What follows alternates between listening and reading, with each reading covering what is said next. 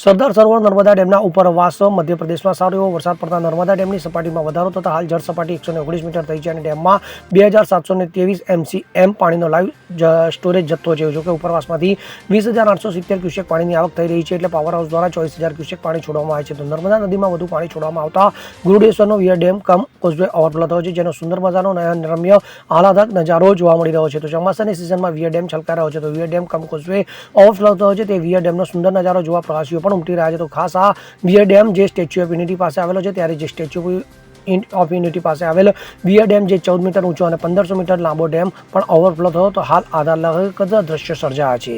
અમે વાલિયાથી આવીએ છીએ, દર મહિને આવીએ છીએ અને અહીં અત્યારે પણ પ્રવાસ માટે આવ્યા છીએ અને દત્ત ભગવાનના, વાસુદેવાનંદ સરસ્વતી મહારાજના દર્શન કર્યા, શંકર ભગવાનના દર્શન કર્યા અને અહીંયા પાછળ જે ડેમ ઓવરફ્લો થાય છે નર્મદા મૈયાના કિનારે, તો ત્યાં પણ અમે દર્શન કર્યા અને જોવાની અમને ખૂબ મજા આવી. હર કંકર એક શંકર એ ભાવનાથી અમે માતાજીના દર્શન કર્યા અને અમને ખૂબ આનંદ થયો.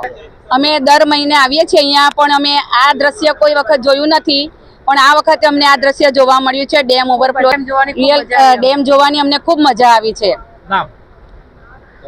ભગવતીબેન જયેન્દ્રસિંહ સોલંકી વાલિયા. અમે વડોદરા રહીએ છીએ અને સ્પેશિયલ ચોમાસાની સિઝનમાં આ વિયર ડેમનું ઓવરફ્લો જોવા આવ્યા છે. આના વિશે પહેલાં ઘણું સાંભળ્યું હતું, પણ આજે જોઈને બહુ વધારે સારું લાગ્યું. નર્મદા ડેમ ઓવરફ્લો જોવા આવ્યા હતા, પણ એ પોસિબલ ના રહ્યું, પણ એના જ ઇક્વલીમાં બહુ જ વધારે સારું છે અને ઘણું ગમ્યું અમને લોકોને. અમે પાયલ વાઘેલા, અભિષેકસિંહ રાઠોડ અને વડોદરા. દીપક જગતાપ સાથે CN24 ન્યૂઝ, રાજપીપળા. હવે જુઓ દેશ દુનિયાની તમામ ખબરો તમારી આંગળીના ટેરવે.